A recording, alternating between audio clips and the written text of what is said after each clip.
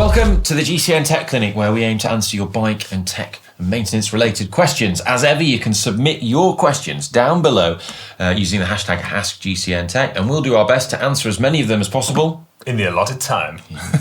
Beat you to it. Christian in first. Hey guys, great show. My question is regarding chainring size. I have Ultegra 12-speed Di2 groupset on my bike.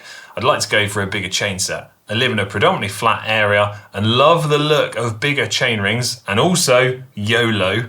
Shimano only goes up to a 5236 on Ultegra, and the bigger 5339 and the 5440 are reserved for Dura Ace. Is it possible to install a bigger chainset on my group set, or is that not possible? Any advice would be greatly appreciated. Yeah, there's loads of aftermarket options that are Shimano compatible. The main thing you just have to be aware of is you get the BCD right. So it should be that your chainset is 110 BCD 4-bolt. And then from there, if you get a chain set that is that, you can fit those chain rings on there. So I'm going to say you've got two options. You could just replace the whole crank if you wanted to. Not really necessarily cost-effective way of doing it. But yeah, like you said, you can upgrade the chain rings. Dura Ace chain rings will fit on an Ultegra crank. You just lose that really nice smooth line between the chain rings and the crank, which is kind of what makes it look slick. But fitment-wise and functionality, it'll work. All right. Yeah, and then there's other brands out there that will offer them as well. Yeah, you got Road to do some, Aerocoach do some, Miike do some. The list goes on and on, basically. Yeah. Next question is from Dennis Arajo, 86. Says, how can I use MyWindsock to get benefits on my rides? Thanks. I feel like this is a you question, like a MyWindsock guru. Yeah, I use it all the time. What a nerd. Yeah. So it's basically the way you would do it is you need to connect your Strava to MyWindsock, and you need to just get a MyWindsock account. It's all run on online, and there's an app, but I tend to use the desktop version as well. Better data. Well, it's just a bit more functionality on it. But you can do all sorts on there. It's really useful. But to get most of the features, they have like a premium service you can sign up to. But yeah, there's loads of very useful features on there, and it's very good for sort of doing some easy, simple aero testing. So I was going to say, I guess, could one of the advantages that you could have from planning this be that you could try and plan your route to take maximal advantage of the tailwind? Yes. Fantastic. Sign me up. It also, you can actually set like segments that you want to target, and it analyzes the weather forecast, and it tells you when is the perfect time, the fastest time to ride that segment. It'll go based on like a year's worth of weather data. It'll go, it's looking like this weekend the conditions are optimal. And this is why some people say tech has taken away from the beauty of cycling. Yeah, I kind of agree in some elements. It's nerdy, but I'm into it. Overdraft Racing next says, hi GCN team, can I run tubeless tyres without sealant? I realise that I'll be losing the self-fixing of punctures, but if a plug would work without sealant sloshing around the inside, I'd take the tyre off and trade that over the mess of all the sealant. Thanks for your thoughts. Well, as a rule of thumb, no. Tubeless tyres are designed exclusively to work with sealant. So if you want to get all of the safety and functionality of it, you need to add sealant in there. However, I think it was Hutchinson did release a tyre specifically designed to not require sealant inside it. It's just got like an additional layer on the inside of the tyres to keep it airtight. Yeah, and the sealant can be a little bit messy, so don't do it in the living room on your nan's carpet, you know what I mean? Nana's carpet. Yeah, but in terms of the cleanup, we got sealant remover here. Yeah, we've got there next to the 300 gram gel. You can get like sealant remover products now, like this one from Silka. They're really good at cleaning it up off the rims and stuff. So use sealant. Don't be scared of it. Beckham 89. I wonder if it is the Beckham or one of them. I'm not sure. Hi GCN team, I followed the advice of waxing my chain and I've been taking care after each ride, cleaning it with a microfiber cloth and applying drip-on wax regularly. However, I've recently noticed signs of rust on the chain surface. Is this normal? I assume that wax would prevent rust. If not, can you provide me maintaining my chain properly?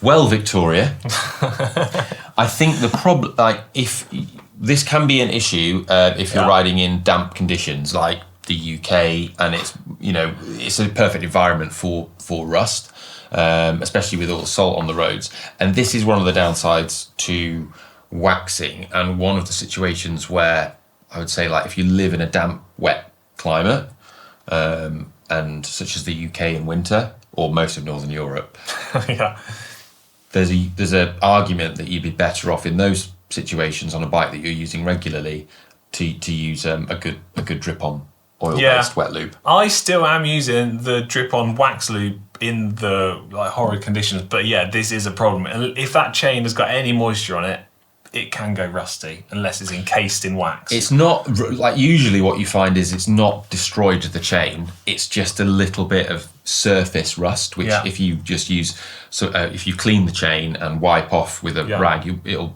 remove. A good scrub-a-dub-dub, get it all off. Yeah, it's just a little bit of surface layer, but you're right, it's something you want to keep on top of. I would suggest that, maybe have a chain that you run with a drip-on wet lube, like Synergetic, in these conditions. Okay. Master Woo 22 next. What is the deal with quick links for my 12-speed SRAM rival group set? It costs $18 to get a single-use quick link, which is outrageous. I agree with you on that.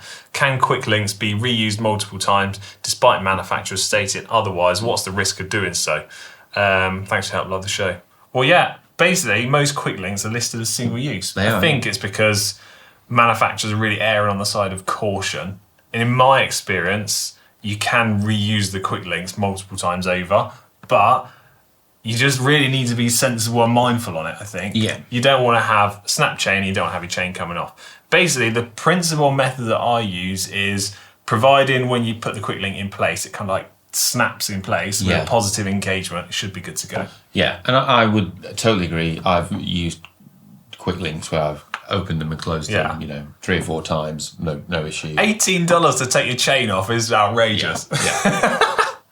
And there's also manufacturers out there that specifically make quick links which are listed as reusable, so that's also an option. You've got KMC, Whipperman and Connex, I think, spring to mind. Nice. Yeah. Kimberly Grady next, who says, I recently bought a TT bike that came with zip wheels and I'm considering changing them out with Envy wheels.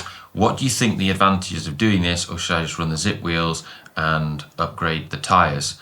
I race in triathlons, Ironman, road competitions. Where do we start with this? Do you want to go? Well, it's near impossible to answer that in terms of which wheel is better without testing it, because in most instances, the aerodynamics of that wheel are going to be, well, it depends. It's system dependent on the combination of you, the bike, and the wheels, and to a certain extent, the course.